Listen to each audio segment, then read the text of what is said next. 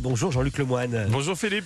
Jean-Luc, tous les jours vous vous intéressez à un programme pour nous, c'est votre session de rattrapage. Et aujourd'hui, vous avez voulu rassembler vos deux passions, le foot et l'amour. Oui Philippe. Non, enfin c'est ce que je croyais. Sur TFX, l'émission s'appelait Rencontre sur Internet, l'amour au premier match. Eh ben pas du tout. Gros malentendu, il parlait pas de match, mais des matchs sur les applications de rencontre. Très déçu. Mais vous me connaissez, j'ai quand même été professionnel, j'ai voulu vous faire honneur Philippe. Avant de faire ma chronique, je me suis inscrit sur 2-3 applications. Parce que souvent on parle de choses qu'on maîtrise pas. J'ai passé une nuit mon filou. Bon, pas à cause des rencontres, mais parce que je me suis fait gauler par ma femme. En même temps, je pouvais pas savoir qu'elle était inscrite aussi. Du coup, j'ai dormi dans ma voiture. Qu'est-ce que je ferais pas pour Culture Média? Alors, l'émission suivait 4 célibataires pendant 1 an à travers leur rencontre Internet. Et j'ai été surpris d'apprendre quelque chose que j'ignorais totalement. Comment vont-elles éviter les pièges et les beaux parleurs quand on sait que la plupart des hommes présents sur ces applis déclarent ne rechercher que des relations sexuelles? Je savais pas qu'on pouvait rechercher uniquement des relations sexuelles, c'est dégoûtant, non? On est d'accord? Du coup, j'étais choqué, j'ai immédiatement résilié mon abonnement sur savaniquet.com. Et autant vous dire que j'ai suivi cette émission, mais totalement à contre-cœur. Il existe 2000 sites de rencontres en France et il y en a pour tous les goûts. Pour les jeunes, pour les vieux, pour les infidèles, pour les bricoleurs et même pour les amoureux de nos amis les bêtes. Alors, je précise, nos amis les bêtes, c'est pour ceux qui ont un centre d'intérêt commun. C'est pas un site pour ceux qui veulent se taper des Yorkshire. Non, mais c'est quand même dingue tous ces sites, même pour les bricoleurs. C'est-à-dire que si tu t'ennuies chez toi et que tu as envie de démonter quelque chose ou quelqu'un à 2h du matin, tu peux trouver un site pour ça. Donc au début, on suit Mélanie qui peine à trouver le prince charmant dans son petit village du sud. Pour moi, l'homme idéal, c'est un grand, brun, tatoué, qui aime les chiens, qui a envie de voyager, qui a envie de fonder une famille. Désolé Philippe, à part homme, je vois pas d'autres points communs avec vous. Mais 1 sur 7, c'est déjà pas mal. Et en attendant l'amour, Mélanie partage sa vie avec sa maman. On mange quoi à midi? Un riz aux légumes. Ça va. Bon, mais je vais mettre la table alors. À table, Pépette.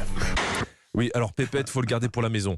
Sur Tinder, Pépette, c'est pas ce qui donne le plus envie. Tu te dis pas, oh, Pépette caliente. Donc Mélanie, alias Pépette, a réussi à décrocher un rendez-vous et elle montre à sa maman les photos de son futur date. Il a l'air charmant. Est-ce que tu as une idée de là où tu vas le rencontrer? Alors, pour un premier rendez-vous amoureux, d'après vous, à quoi a pensé Pépette? Plusieurs propositions. Pépette a décidé de rencontrer son date A. Dans un hôtel Formule 1 en bord d'autoroute. Non. B. Sur le parking du Auchan à 3h du matin. C. Fan de Jodassin, elle lui a proposé d'aller siffler là-haut sur la colline, mais pas n'importe laquelle, sur la colline du Crac, porte de la Chapelle. Non. Alors Aucun des trois. Non mais c'est pas possible. Vous les avez inventés, c'est impossible. Colline du Crac. Colline du Crac, voilà, Olivier, il a le goût du risque. Vous avez raison, rien de tout ça. Pépette a eu une meilleure idée. Mélanie est rassurée et décide de lui proposer un rendez-vous sur le terrain de boule. Pourquoi pas? Ouais, si le mec accepte. Non. Si le mec accepte une première rencontre sur un terrain de boule, normalement, c'est que c'est un mec fiable, c'est pas un obsédé. C'est important le choix du lieu. On va faire un petit jeu, un autre. Allez, rien qu'en écoutant l'endroit de la rencontre, vous devez deviner si ça sent la romance ou pas. Ambre rêvait d'un restaurant romantique. Son ex a choisi un bar à chicha perdu. Oh non. Alors, oui, on est d'accord, c'est mal barré. Non. Faut faire attention aux signaux que tu envoies. Moi, j'ai appris plein de trucs. S'il répond trop rapidement, c'est qu'il est trop en demande. S'il se fait trop attendre, c'est un goujat.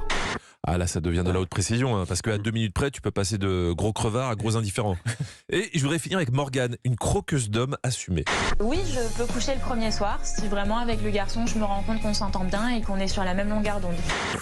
Elle peut coucher le premier soir. Là, elle rencontre un jeune militaire chez elle. On se dit que c'est le bouquet final de l'émission, surtout quand on voit la gêne du jeune homme. Le militaire semble un peu perturbé. Il a beau être habitué aux situations extraordinaires, il n'était pas préparé à ça. Alors d'après vous, qu'a osé faire Morgane devant les caméras, alors que c'était leur tout premier rendez-vous, des idées avec un militaire. On sera jamais meilleur que vous. Une fanfare. Eh ben, écoutez, on n'est pas si loin que ça, écoutez. Quand on est en date avec Morgane, il faut s'attendre à tout, même à ça. Bon, on va jouer puissance 4. Oh non. Oui, vous avez bien entendu, un puissance 4. Ouais, ils ont joué au puissance 4. Vous avez vraiment l'esprit mal tourné dans cette équipe. Allez, à demain. Ça envoie du rêve. Merci beaucoup Jean-Luc Lemoine. Je rappelle que vous serez en spectacle le 9 décembre à Montceau-les-Mines. La salle, c'est l'Embarcadère. Olivier Benkemoun.